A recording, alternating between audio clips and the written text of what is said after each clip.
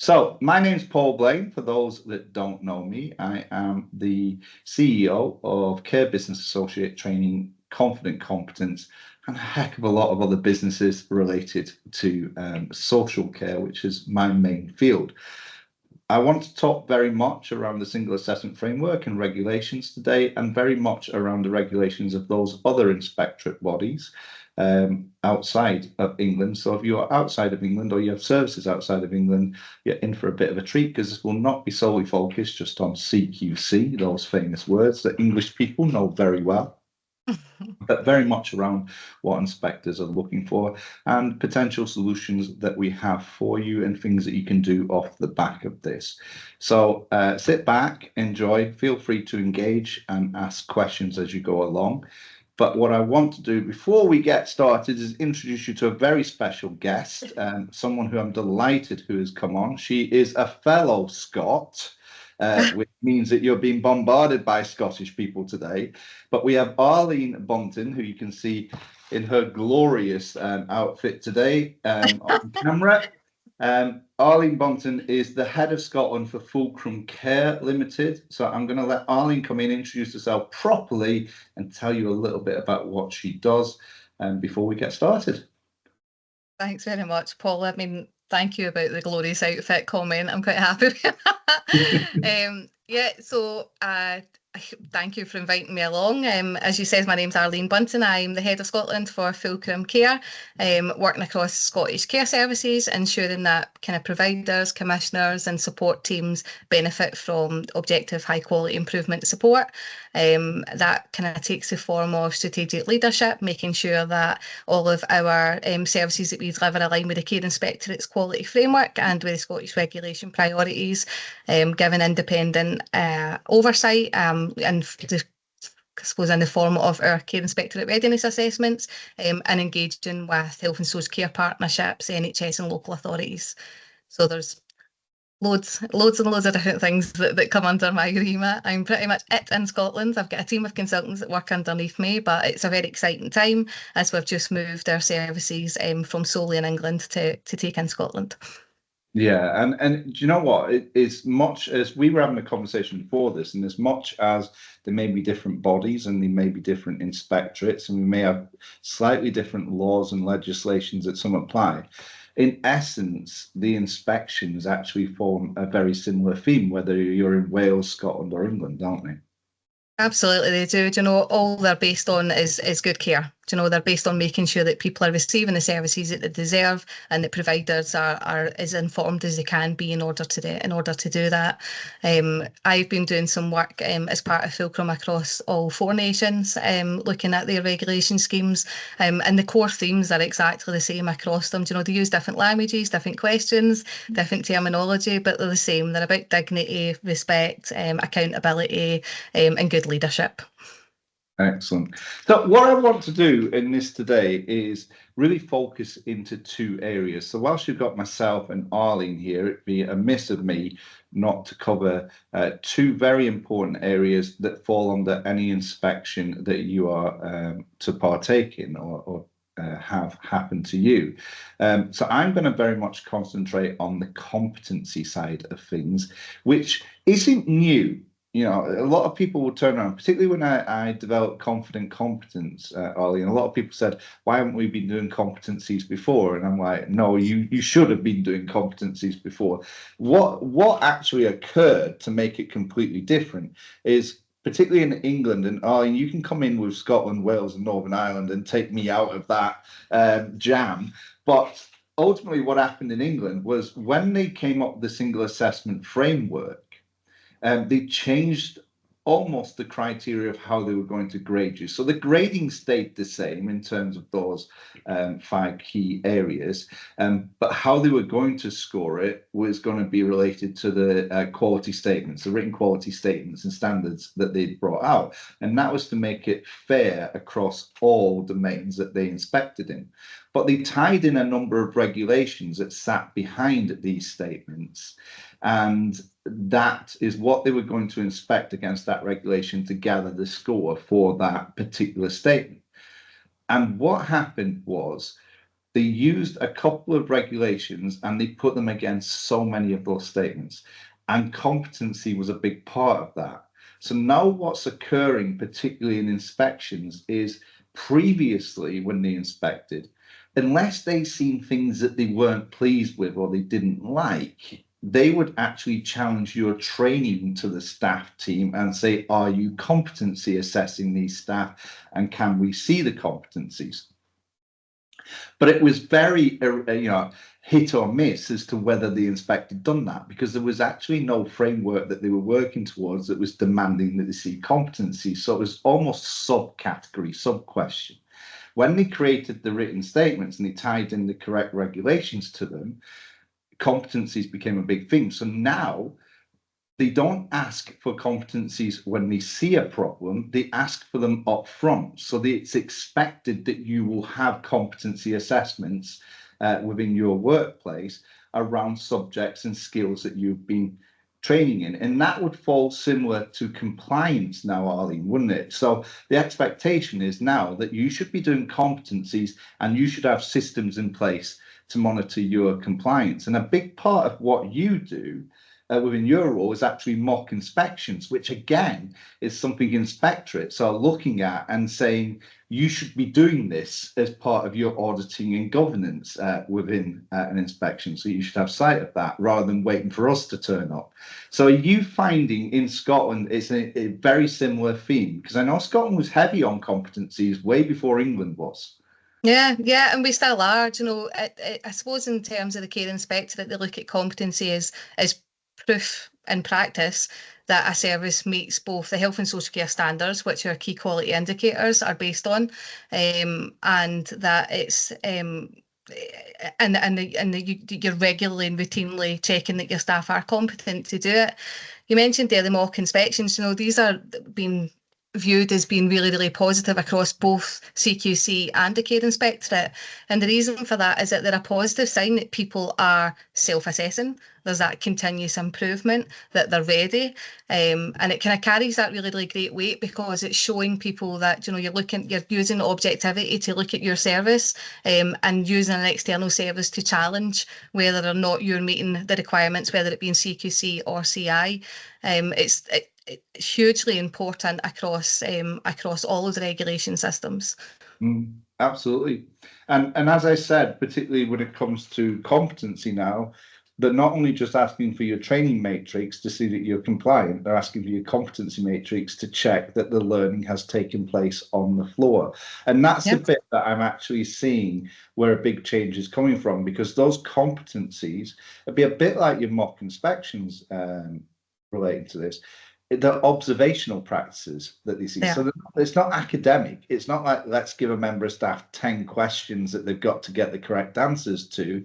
It is, how is that learning being developed on the floor and put into practice? What are you seeing? Are you seeing those skills being utilized? And I suppose for a mock inspection, exactly the same. It's an observational practice of, are they doing the work that they're supposed to be doing and are they doing it correctly? Absolutely. We need to make sure that the understanding's there. It's all one, it's one thing being able to sit and tick through an online course or answer 10 questions at the end of it to say that you understood the content. But are you taking what you're learning and putting that into practice? Because if you're not, then the training's been ineffective. The training's, you need to be able to put that theory into practice and show that you're developing your team and developing as practitioners and as professionals. For the benefit of those that you're looking after. But in addition to that, it also builds stronger teams because it empowers the staff. It's the staff going, I've upskilled, I've learned this skill, and I'm able to prove through narrative or through observations that I've been able to use this to better my own practice. So it's a really, really important tool to use, and it's fully embedded within the CQC and the CI and everything that they do. They're always observing, even if they're sitting in an office with paperwork out in front of them, they're observing what's happening around about them, observing interactions between staff and residents, how long residents are sitting on their own, do the staff understand what dementia is? Do they know the needs of these older adults? They're always observing that, and you hear that in their reports. And every month at Fulcrum, we do a thematic analysis of the last 100 inspections across CQC and CI, because that's our two main areas. And we see that in the language that they're using. You know, they're using their own quality statements and their own health and social care standards to frame that. You know, we observed residents experiencing high quality care and support that is right for them. That's the rewording of exactly what the standard says, which is I experience high quality and support that's right for me. And you can only do that if you've got that that oversight of the competence and making sure that your staff are fully embedding what it is that they're learning. Yeah, I love the fact where you've analysed emphatically the last inspection reports of so many, because you will pick up patterns that is actually occurring, because you've got to remember that these inspectors are attending meetings themselves and being given a direction of inspection and what to look for and training that they attend. So one of the things that when I've sort of like had discussions around how does competency fit in, why has it become such an important part, there's actually two key areas that were looked at by the inspection body as they were actually forming the single assessment framework. And again, I'm relating to CQC in this instance. And one of them was that they were seeing, because of the introduction of e-learning, and I'm not here to slate e-learning in case there's anybody here that is sort of like a lover of e-learning, but they were looking at it and going, because of the emergence of e-learning and the cost effectiveness around it, that for the first time in a long time, most services were actually very high in their training matrix for compliance. They were all hitting sort of like 90%, 95%, and they were doing more courses than they had ever done previously. So, and that's simply down to the fact of accessibility to e-learning and the ability to be able to, somebody to be able to do it over a 24/7 period as opposed to being stuck in a classroom. So that was always going to happen. But then CQC looked at other figures. So like meds errors, safeguarding referrals, they looked at falls, they looked at everything that they take data on, and started to recognize that just because all these homes were now compliant in training didn't mean that we were seeing fall rates in the other areas, which is what you would expect if you educated an entire workforce or an entire industry in certain topics. You would expect there to be a fall within areas where there's been problematic situations. So therefore, they now looked at it and went, well, is the training effective? Is it efficient? And that's where they now put the onus onto the employer to go, prove to us that that training works. And as we know with an accreditation, with a regulatory body, your word is not good enough. No. So they now want evidence, and that's where competency, we want competency assessments done, observational practices done, where you have observed this practice and you can prove to us that you've done that and you are confident that that training has been effective and worked. So that's why in an inspection now, they will ask to see your competency assessments because it's on you. So that was the first part. The second part actually bolded quite well. And it's something I preached for so long, Arlene, and that is, why on earth do we have to continue to do repetitive training year on year on year? I mean, Arlene, if I asked you to tell me what the first three letters in the alphabet were, I'd imagine, and I don't want to steal your thunder, but I'd imagine you'd turn around and say ABC. Yeah. So why would I send you back next year to learn those three letters of the alphabet again? Surely I would just ask you what those three letters of the alphabet were. So CQC, during the think tank of the regulation, actually looked at it and said, well, rather than you have to do this training on a continual basis, these mandatories and statutory training courses that we do forever and ever at the same level, why don't you just prove to us that staff have the skills, knowledge, experience, qualification and capabilities and competence as Regulation 12 states to be able to do the work? So in other words, they don't need to continue to do this training on an annual or biannual basis if they can prove that they are competent. So if you have a robust competency assessment system delivered by people that are competent to do it or to make that assessment or that judgment, and you can showcase that, then you can start to look at your training from a different perspective. You don't have to continue to do it. And this fell in line, I'm sure people will be aware, with Skills for Care actually changing the validity period of how often training should be done. So if we take, for example, something like moving and handling, which everybody does, you don't have to go back that far where it was basically you have to do this same training every single year. And then some companies started to push it out to every 2 years. And now Skills for Care are actually turning around and saying it's every 3 years that it needs to be done, as long as you have competency assessments in place to check that the learning is still taking place. So that's where I'm actually, when I designed Confident Competence myself, I was saying, let's go disrupt the market. Let's actually look at it and change it up so that we can stop having to do the same needless training that we've always done if staff are competent in what we're doing. We've just got to showcase and evidence that.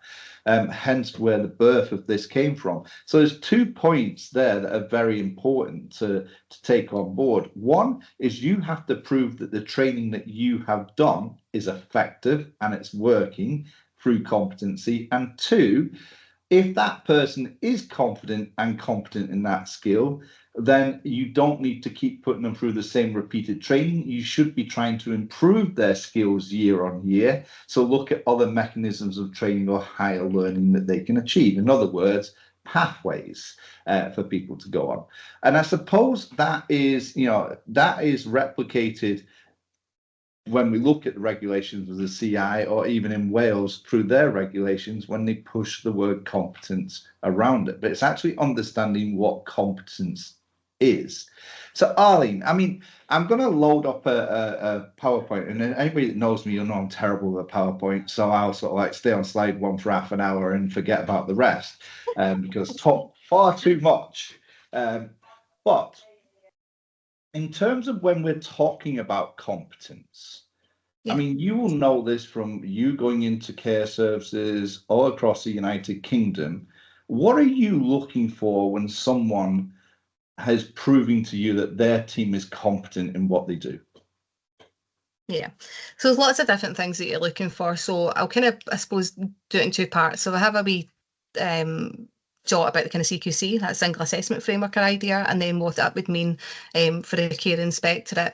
So obviously in England, we've got that single assessment framework, and that's built around these key domains, and that's where they're looking to gather their evidence out of, which is your safe, effective, caring, responsive and well led.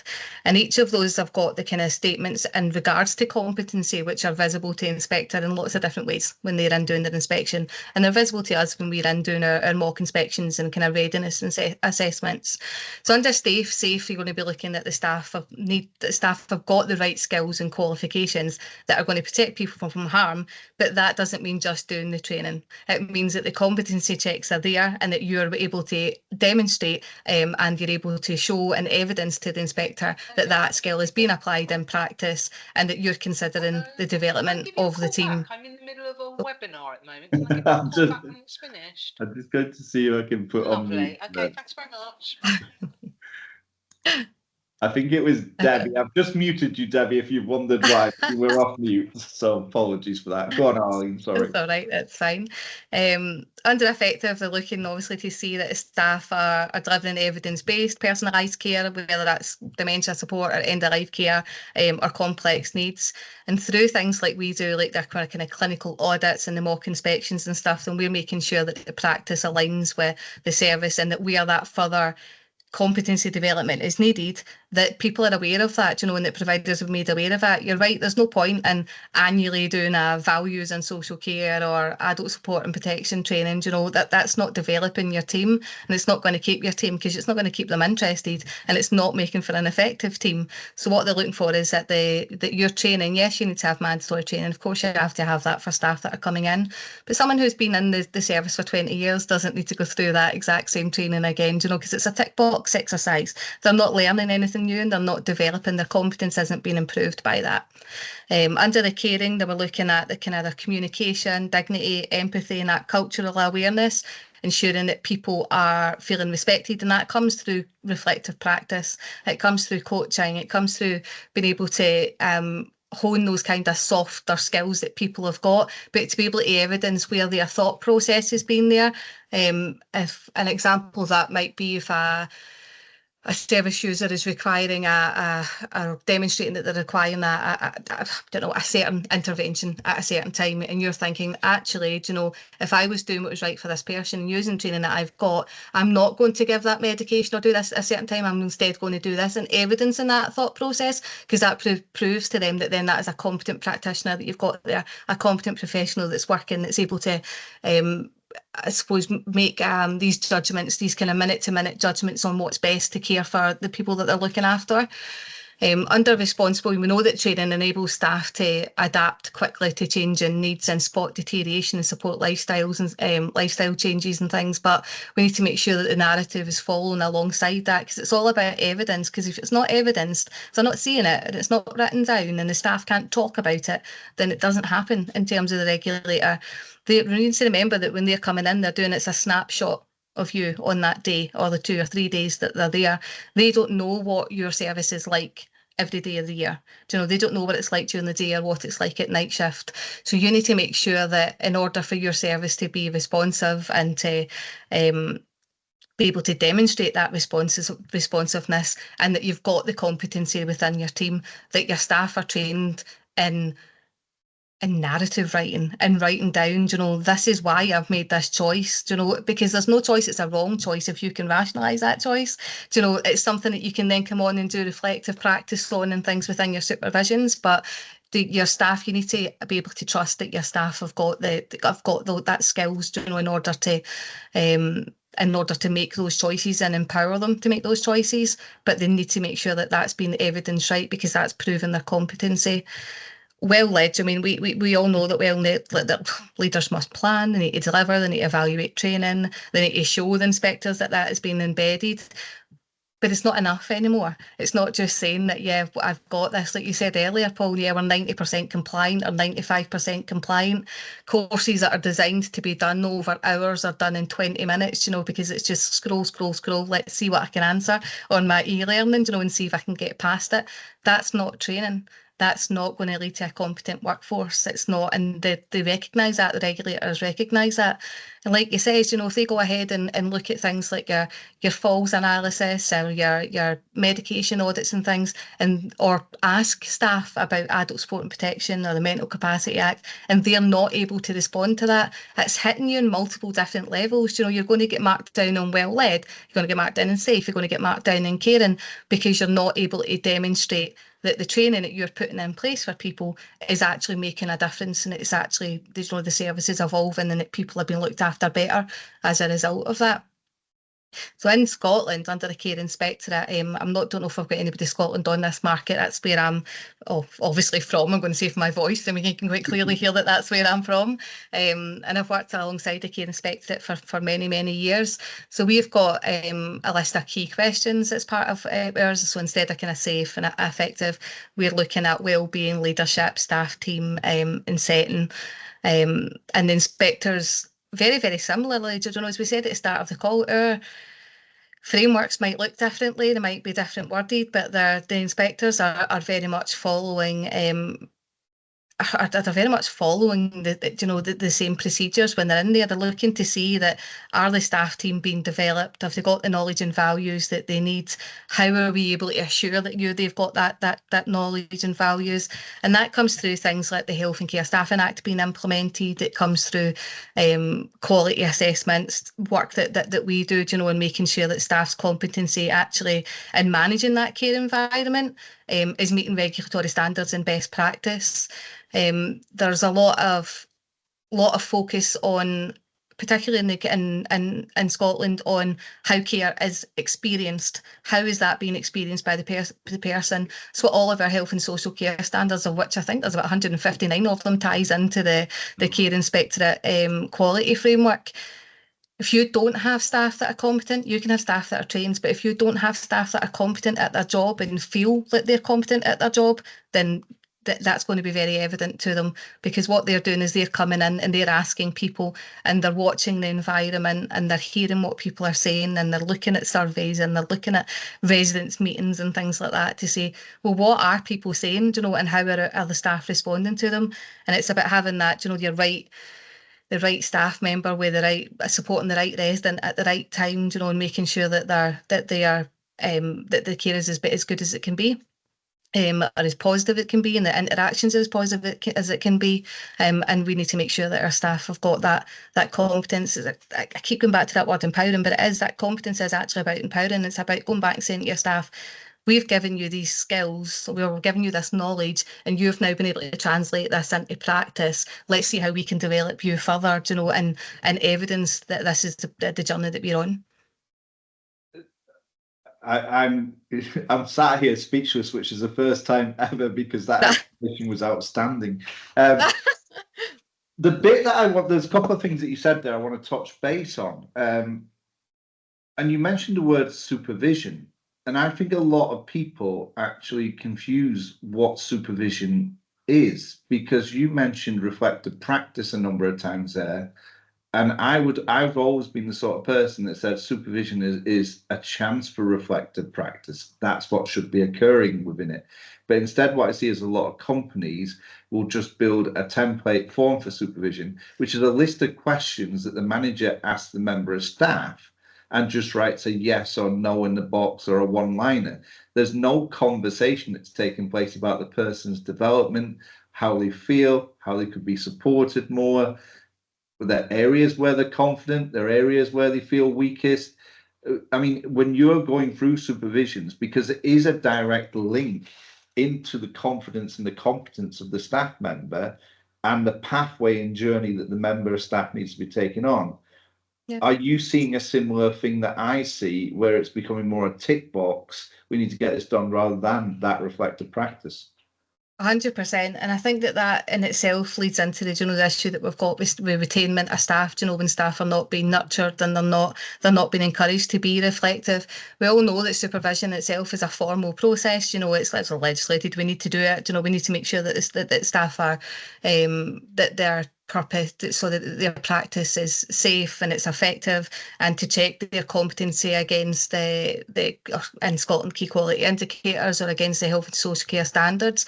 But the reflection part of it is the important part. It should be tailored to that person. It should be tailored to an experience that they have had, and having a senior member of staff, a supervisor or a manager sit and say to them, so this is, give me a scenario that you've come up that's been challenging lately, and let's reflect on that. Let's write a reflective narrative on it.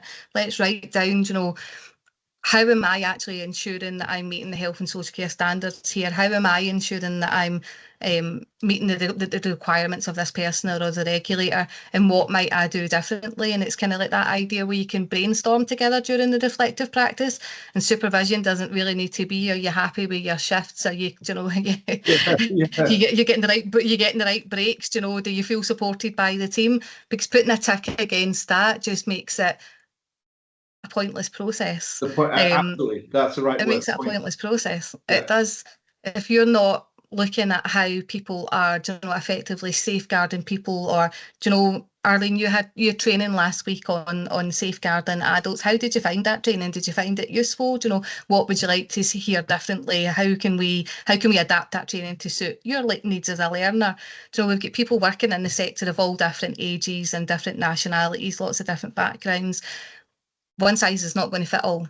So going through a training programme is going to work for some people, and it's not going to work for other people. And we've got responsibilities as providers to make sure that everyone's needs are being met.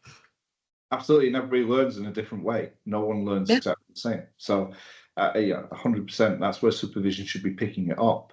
So I'm just it's 12:30. We're half an hour in already, which is amazing. Faye, I'm gonna get you to switch your camera on just so you can say hello to everybody. I know you don't like the limelight, but just so you can come on and wave. There we go. Hi, everyone. So I thought I'd call that. Okay, so Faye's going to be taking your questions that she can pose to both of us. So I'm going to in the next couple of minutes just pause it again, and if anybody wants to put a question in, then we can answer it. You've obviously heard a lot from Arlene so far, particularly around regulation and legislation, myself around competency. We're going to be going into that in a lot more detail in the second part of this. So please put your questions into the chat box. Faye, have we had any questions so far? So one of them was, do inspectors recognise mock inspections? That's a really good question, Arlene. Do they recognise them? It's a really good question, Arlene. Yes, absolutely, absolutely they do.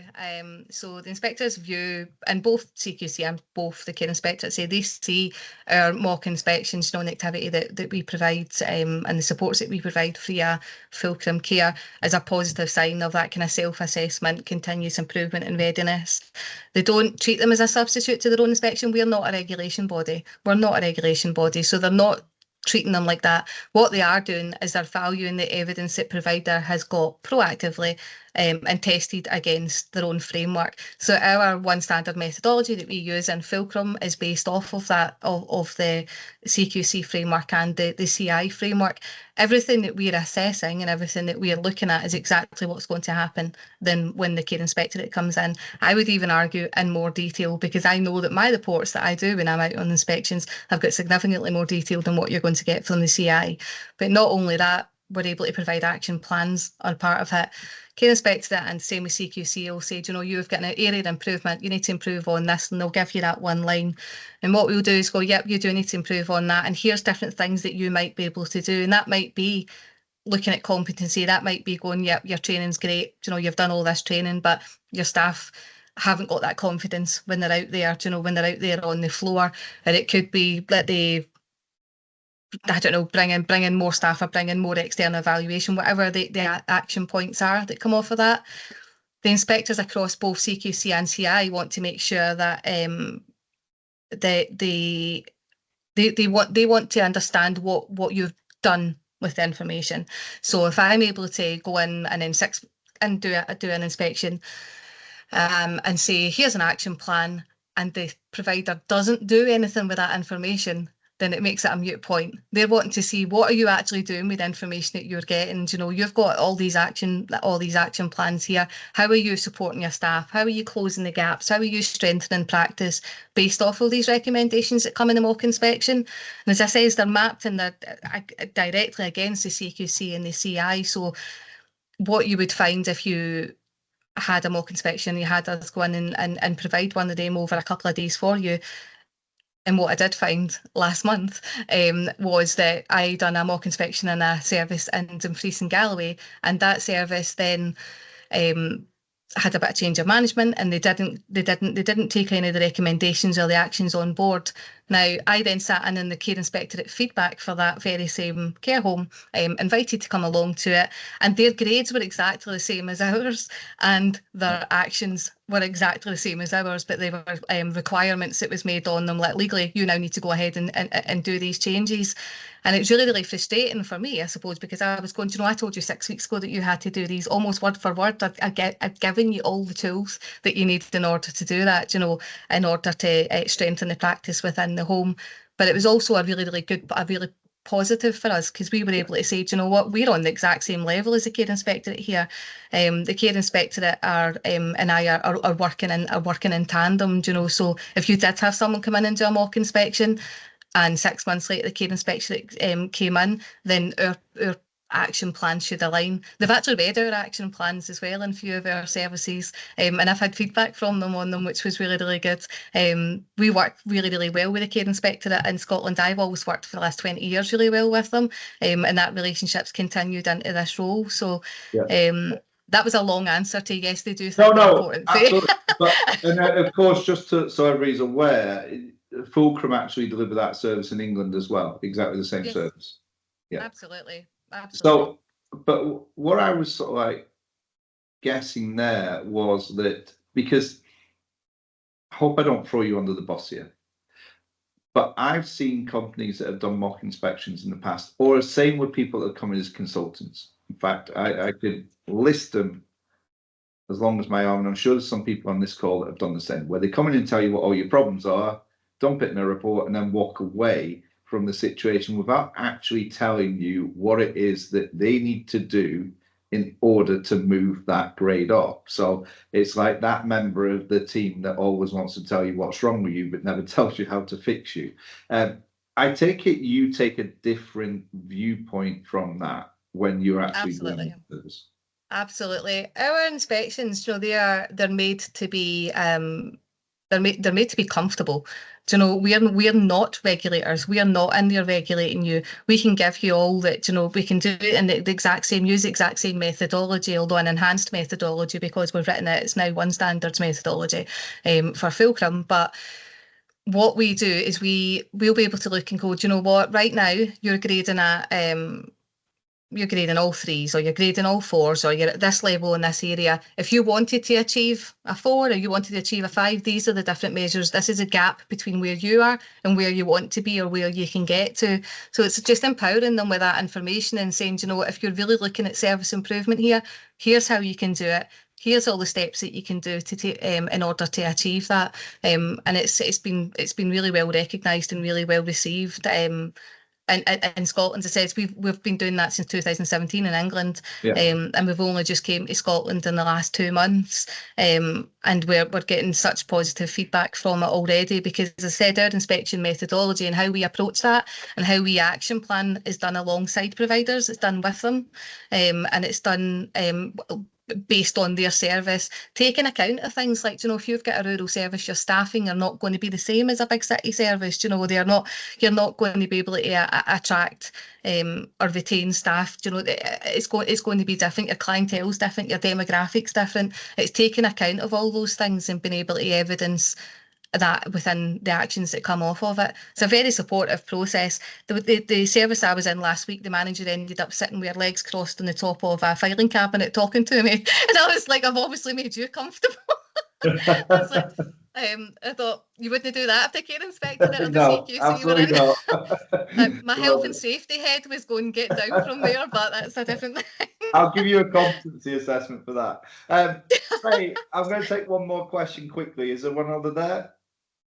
Yeah, so the final one is, what sort of competencies would inspectors be looking for?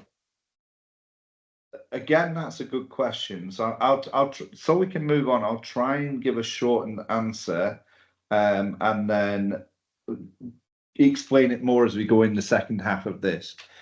So traditionally, everybody would have always been doing competencies. Now, they would have probably done them more, you'll probably recognize them more in the fields of things like medication competency. So before somebody can administer medication, they should be competency assessed, and then they should be competency assessed, which means observed administering medication up to 3 times a year after that. So you'd normally do that on a quarterly or 6-monthly basis, depending on your policy. The other competency that people would be familiar with would have been fire drills, fire evacuations. So they have to be done every 6 months. So that's your team actually doing a full evacuation drill, whether it be zonal, horizontal, whether it be outside, where again, whatever it is that you're drilling at that moment in time. So those are actually traditional competency assessments. However, where observational practice comes into it, which is another term for competency, is areas in where you're delivering training. You see, if you've got statutory training, then that is your legal requirements. So that's a by law. You have to do this. If mandatory is for the service that you provide. So ultimately, whatever skills that you need to look after the people within your service, you should train staff up for that. They want competencies in those areas too. So that's why if you think about when an inspector comes out and they're doing observational practice, as Arlene alluded to before, they're always watching. They're watching the way staff communicate with people. They're watching the way that consent is taken from someone. They're watching the way in which someone is moved and handled, if need be. They're watching the way in which, if equipment is being used, how it's being used and operated, is it within line? They're watching to see that person-centered care is being had. So, IPC, how that's actually been administered and delivered. So they're looking at every aspect of every different type of training course you do, from equality to dignity, etc. like that. So their expectation now is that you should be competency assessing in all of these areas. So it's not just your medication and it's not just your fire. And that's the bit that will move us nicely on to part 2. So Faith, if there is any other questions that come in, I'll bring you back in towards the end if that's okay, and we'll answer them at that point, because that question does move us nicely on to what my next question would be back to Arlene. And I'm just going to paint a scenario here. So thank you very much, Faye. You can take yourself off camera if you want for a moment. Okay, I hope thanks everyone. I hope that answered the question. I hope Arlene's answered the question to you as well. If it didn't, I don't know how much more we can give you, because we gave you sort of like the round the world answer. But I just want to move back onto competency for a minute, because this is something that I found. So I mentioned before that I was sick and tired of doing repetitive teaching to care teams. Now, I'm the CEO of one of the largest national training organizations in the UK within health and social care. So you would think I would have to be an idiot to turn around and say to people, stop doing this training. There's no need to do this training. You're wasting your money, or it's ineffective. But as a teacher myself for so long, I can tell you whether staff member, your team, are switched on or switched off within 5 minutes of being in that lesson. Now, the switching off mechanism normally comes because the brain turns around and goes, I know this. So it turns around and says, we need to do something different here. We need to look at the color of those blinds, or we need to check what the weather's like outside, or I wonder if somebody's liked my comment on Facebook. That's where the brain switches to, because that's new information. If it's old information, information it knows, it's very difficult to maintain concentration levels. I'm sure you've all sat on courses yourself where you've just dropped and you start to yawn, and the state of flow doesn't come into it because you're sort of like looking at tick tock, how long is this going to go on for? But if you sit on a course where it's new and it's engaging and you're thinking, I could do something with this, all of a sudden your focus and your alert appears. So I wanted to go out and I wanted to design a set of competencies. Now, the reason why I wanted to do this, Arlene, was to prove that you don't need to do the training if somebody knows what I'm doing.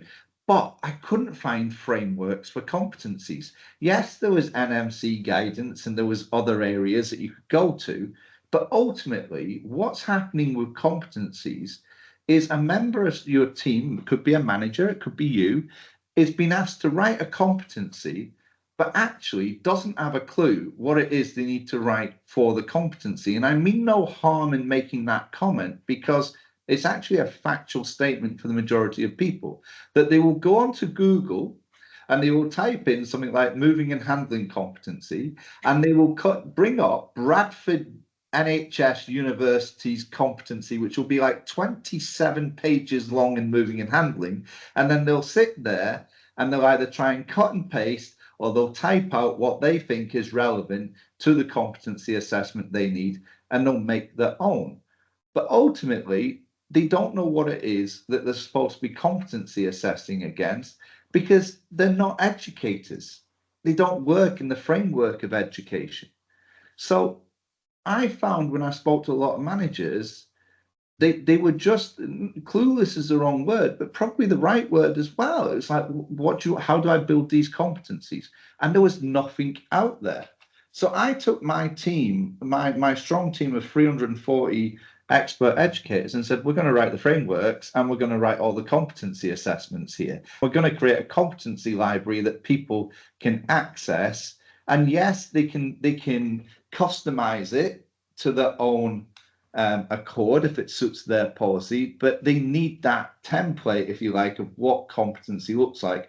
And that's where the idea of confident competence came from. So I think a lot of people are getting caught out in inspections for competencies based on the fact they don't know what it is they're supposed to write, and they don't know what it is they're supposed to competency assess.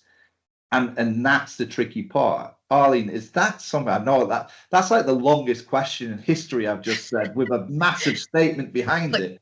Jotting notes while you were asking that one. you know, you're completely accurate, right? You've obviously came from education yourself. I'm doing a doctorate in applied social research. Researching things and making competency assessments and stuff like that comes easy for people who are within that, you know, and embedded within it. That's not how we've got that are working for providers. And then we've got people that care. We've got clinicians. We've got people that are, you know, that are passionate and have got these knowledge and skills that that align with care. But it's unfair, I think, to ask them to also be able to write frameworks, to also be able to write competency assessments. When you've got really large organisations, I'm chatting like HC1, Care UK and things like that, they might have people within that team that's able to write those things. But you're right, there isn't anything out there. And if there's a competency framework that's been made up via ChatGPT or Google or something, you know, in order to assess something, is it assessing the right things? Is it actually protecting people? Is it reducing risk? Is it acting as a safety net that a competency check is supposed to be? Do you know, all those questions that are all sit there, and those questions will be asked. They'll be asked of the inspectorate. You know, why are these certain questions? Why have you not thought about this? Why have you not thought about that? You know, there's lots of different elements to it. So yeah, no, you're absolutely right. There is an absence of this, and I hope you've got one. Absolutely. So we spent a good year writing these competencies, and the thing is, once we'd written them all, it was like, okay, well, how do we make them usable? And this is where the real money came in, because one of the things that I realized very quickly is, in order for a competency system to be effective, the competency should take as long to do as it takes to do the task that you're observing. Because if all of a sudden we ask people to go away and write it up, the chances are it's never going to appear on the piece of paper that we need. So it also needed to be electronic so it could be reported on. So that's where I came up with the idea that I was going to build this app-based system, if you like. So if let's say, for instance, you're an organization, Arlene, and you buy into the system, you have access to all these competencies. Now, there's well over 100 competencies on the system now, and by the end of the year, that'll be up to 200 and then 300. You're never going to use all those competencies, but I want people to be able to use it for HR issues. I want people to be able to use it for the professional abilities. There's even management competencies on there and finance competencies on there. So it should be everybody that works in the workforce should have the ability for a competency. So you get the system and all your staff get loaded onto it now. They all have the app that they download, and the app is very easy to use. Now, let's say you're the manager. You now decide who are going to be your competency assessors. So they're going to be from within your workplace. And we have designed a training course, it's virtual, where you can send your people onto the course so they can learn how to assess accurately. And that works really well. But you don't need to do that.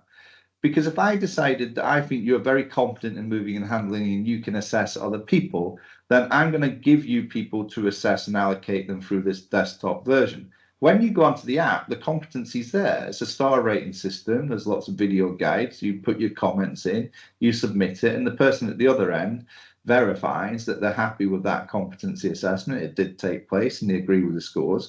And it's either going to pass or fail you, depending on what the scores that have been given. But if it fails you, at that point, when you go to reassess, it will only be in the areas in which you failed, where you need to improve. So all of that is feeding into a report to be able to showcase a certificate of competency, to be able to showcase what the competency was, the feedback that went into it, and then reported on to see whether you're compliant and that aligns with it.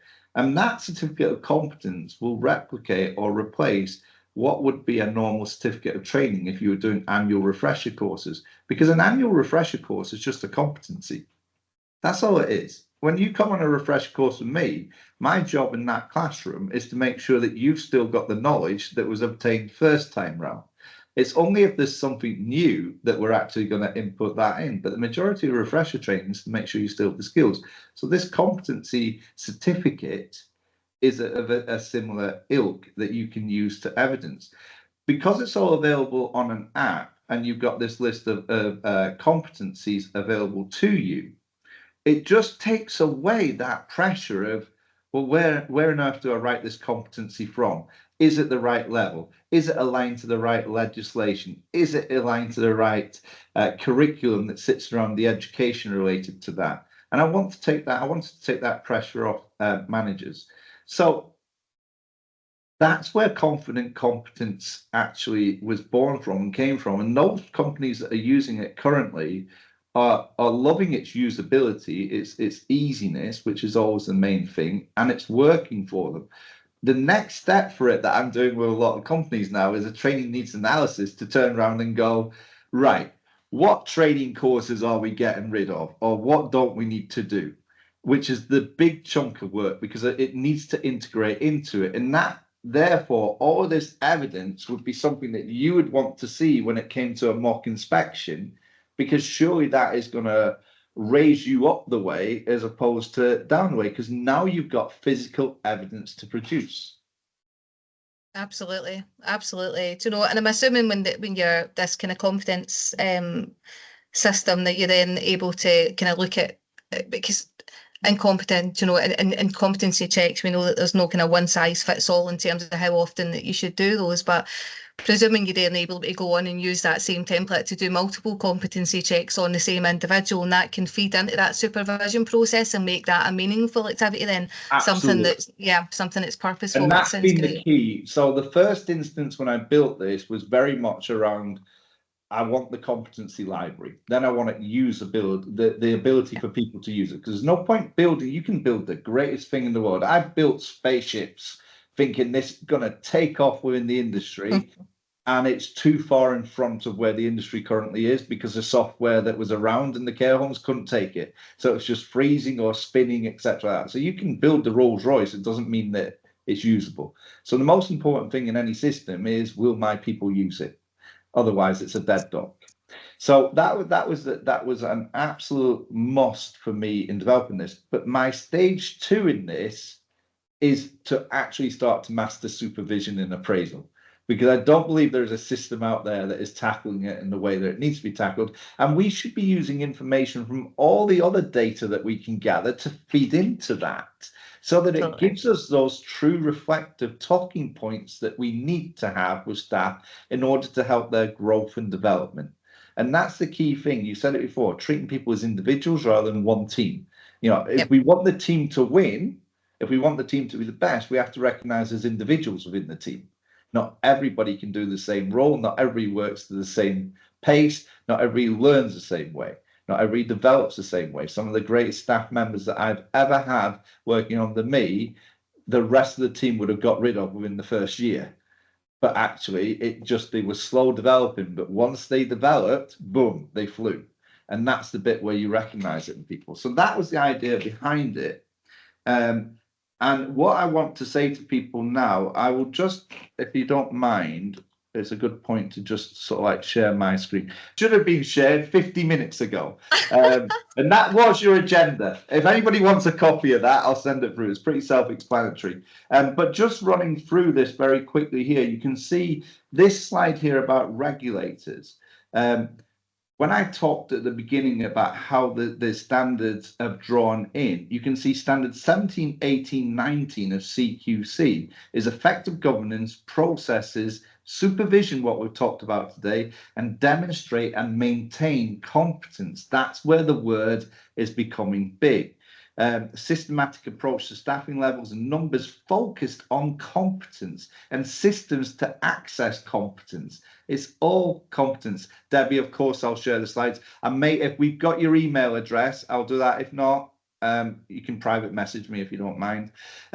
And you can see in Scotland, it goes on about competence is talked about broadly in Scotland, with counties such as Lothian putting a big emphasis on competency assessments and outlining a framework to undertake them. So you've got different areas within these places. Wales, the Care Inspectorate in Wales, exactly the same. They are looking at improvements to house a range of competency frameworks. And in Northern Ireland, competency underpinning everything. This word is the buzzword at the minute, that you have to showcase that you are competent. And this will all lead into how inspections will happen in the future, which are more based as desktop inspections as opposed to face-to-face.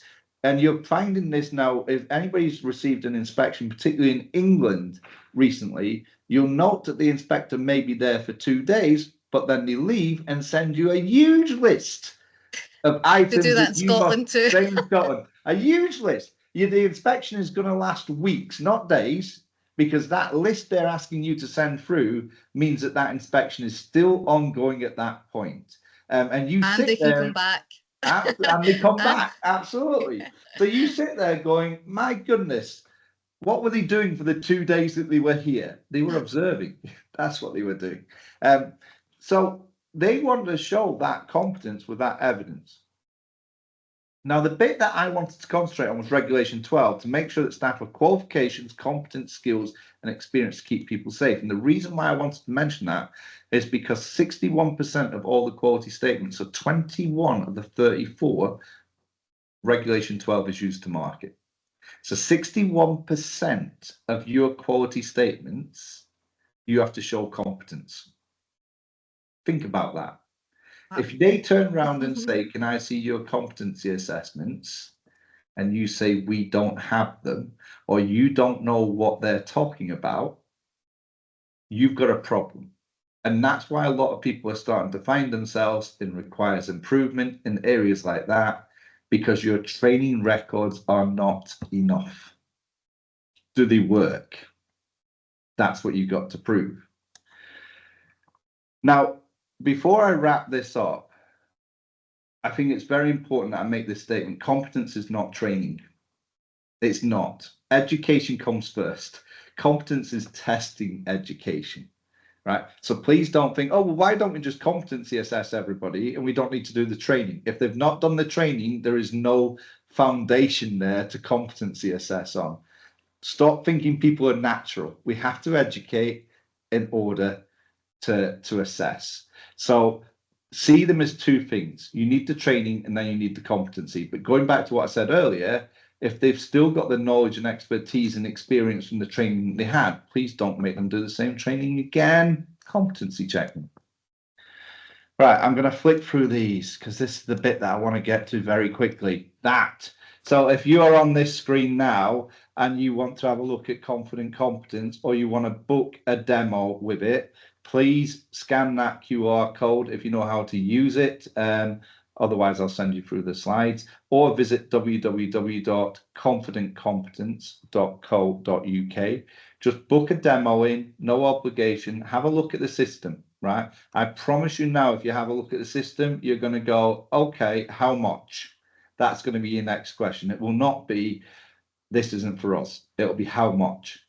And that's where you need to speak to one of the team at that point. But get yourself a demo booked in. What's it going to take? 20 minutes? What's the worst that's going to happen? You're going to realize what a competency looks like. And if you want to go off and develop your own, go off and develop your own at that point. Or reach out to us as a training company and see how we can assist you. But I've built this for a reason and I want you to have a look at it. So there's my little sales pitch to you. I'm not trying to direct sell. I'm just saying, have a look at it. Sometimes we can nick ideas from things. So if you just want to nick an idea, have a look. Arlene, before I actually close this up, because it's 12:59, I think a lot of people are going to be interested in what you've been talking about and around the potential mock inspections or systems that you have that they could utilize. So do you want to finish this off by giving how people get to you or the company? Yeah. What I'll do is I'll put my email address into the chat here. I feel like that's probably better than my Scottish accent pronouncing my name. People not getting it right. But absolutely. Also via LinkedIn, if you look up Arlene Bunton on LinkedIn, there's a wee book an appointment link on that as well, where you can just put a wee slot straight into my diary, which is really handy. But I think, we're very well established in England, as you know, Paul. We've got a huge operation on the go in England, and we're doing the same with Scotland, and it'd just be good to reach out and speak to different providers and see, what are you doing internally? Because what we have found is one of the NHS boards that I'm now working with in Scotland, they're saying, well, actually, we've got two they call them principal officers, two quality team members that actually, if yous were coming in externally and doing this auditing work for us, and giving us these action plans, we could use them and their skills elsewhere and redeploy them. And don't forget, all organisations, whether local authority or private or NHS, doesn't matter who they are, money's key, right? And the finances are tight for everybody. So if you can redeploy staff by outsourcing what can be a timely process in order to do that auditing, then it just makes sense to do so. So my email's there. Website is just Fulcrum Care Consultant, and have a wee look, and reach out if you want to. But thank you for inviting me, Paul. I've Arlene, enjoyed this. I cannot believe how fast this hour has gone. I really can't. It's just gone.